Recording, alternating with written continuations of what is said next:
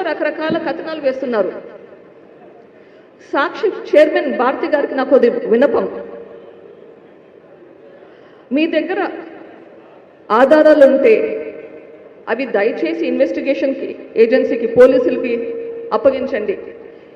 Information ఉండి అది పోలీసులకు ఇవ్వకుంటే అది నేరం, ఇట్స్ అ క్రైమ్.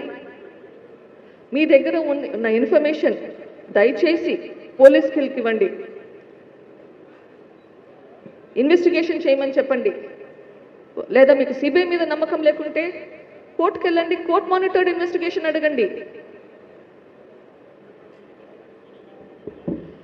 అట్లా ఇన్వెస్టిగేషన్ చేస్తే మరీ మంచిది.